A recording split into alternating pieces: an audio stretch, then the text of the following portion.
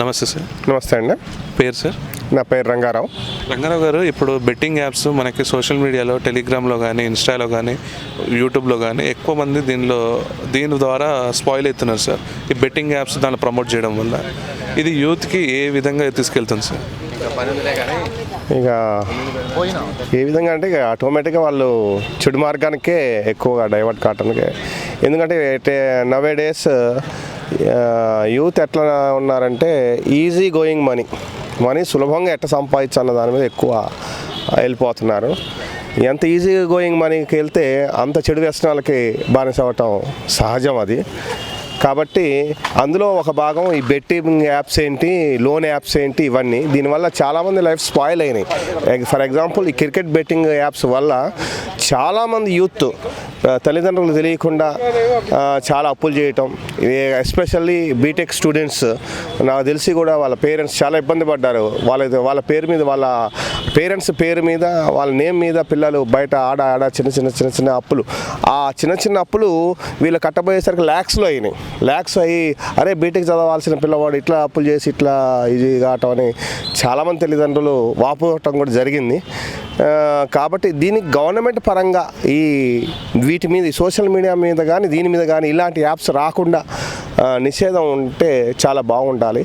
Government కంట్రోల్లో ఒక team work చేసి ఆ టీము సోషల్గా ప్రజల్ని ప్రభావితం చేసి చెడు మార్గానికి తీసుకెళ్ళే యాప్స్ ఏమైనా ఉంటే వాటిని గవర్నమెంటే దాన్ని ఏ విధంగా నిరోధించాలి, ప్రజల మీద ఏ విధంగా అవేర్నెస్ తీసుకోవాలని దాని మీద యాడ్స్ చేయటం కానీ, గవర్నమెంట్ దాని మీద నిరోధించడం కానీ ఇలా చేసినట్టయితే బాగుంటుందండి.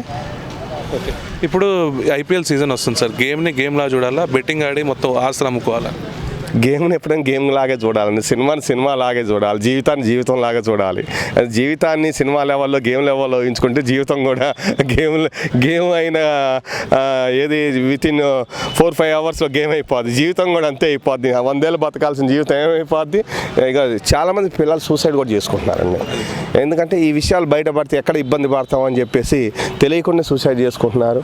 తల్లిదండ్రుల తర్వాత ఇబ్బంది పడుతున్నారు. కాబట్టి గేమ్ని ఎప్పుడైనా గేమ్ లాగే చూడాలి, స్పోర్టివ్గా ఉండాలి. మనం పార్టిసిపేట్ ఫిజికల్గా గేమ్స్ ఆడాలే కానీ గేమ్ చూడటం వల్ల కూడా వేస్ట్ అండి.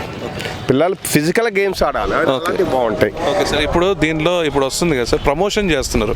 ఎవరైతే ఇన్ఫ్లుయెన్సర్స్ ఉన్నారో సోషల్ మీడియాలో వాళ్ళు ప్రమోషన్ చేస్తున్నారు, వాళ్ళ మీద గవర్నమెంట్ ఎట్లాంటి యాక్షన్ తీసుకోవాలి సార్? గేము ఈ బెట్టింగ్ యాప్స్ క్రియేట్ చేసే ఎంతమంది ఉన్నారో దాన్ని ప్రమోట్ చేయటం కూడా నేరమే. కాబట్టి వాళ్ళ మీద కూడా కంట్రోలింగ్ ఉండాలి. ఈ విధంగా ప్రమోట్ చేయడం వల్ల శిక్షలు ఉంటాయని ప్రచారం చేయాలి. ఫస్ట్ పబ్లిక్లో అవేర్నెస్ చేయాలి. అయినా ఇంకా ప్రమోట్ చేసినట్టయితే ఆటోమేటిక్గా మనం ముందు. ఇప్పుడు రీసెంట్గా ఏపీలో కానీ ఈ 2 తెలుగు రాష్ట్రాల్లో 2 సీఎంలు కలిసి దీని మీద ఉక్కుపాదం పెడుతున్నారు. ఎవరైతే ప్రమోషన్ చేస్తారో వాళ్ళు అరెస్ట్ చేస్తున్నారు. ఈ అరెస్ట్లను ఎట్లా తీసుకుంటారు సార్ పబ్లిక్? ఒకవేళ నిజంగా వాళ్ళు ప్రమోట్ చేసి దానిలో ఇన్వాల్వ్ అయినట్టయితే కరెక్టే అండి. మేము గవర్నమెంట్గా సపోర్ట్ చేస్తున్నాం. ఇలాంటివి నిరోధిస్తేనే రేపు పొద్దున ఫ్యూచర్లో మన ప్రజల భవిష్యత్తు మంచిగా ఉండాలంటే ఇలా చాలా బెట్టింగ్ యాప్స్ మనకు తెలంగాణ పర్మిషన్ లేవు. ఇప్పుడు అదే మై డ్రీమ్స్ అని ఉంది, తెలంగాణ పర్మిషన్ లేదు, అదర్ స్టేట్స్ ఉన్నాయి. అది కరెక్టే. దానివల్ల ఏంటంటే పిల్లలు 24 అవర్స్ కూడా ఈ సెల్ ఫోన్కి అడిక్ట్ అయిపోతున్నారు. వాళ్ళ ఫ్యూచర్ ఆగమైపోతుంది. వాళ్ళకి తెలియదు వాళ్ళ వయసులో, పాపం ఆ వయసులో వాళ్ళు దానికి ప్రభావితం అయిపోయి ఆ బెట్టింగ్కే కాదు సెల్ ఫోన్కి కూడా ప్రభావితం అయిపోతున్నారు దానివల్ల. అందుకని 100% సార్, 100% గవర్నమెంట్ కరెక్ట్ చేస్తుంది. Thank you sir. ఓకే అండి, థ్యాంక్ యూ.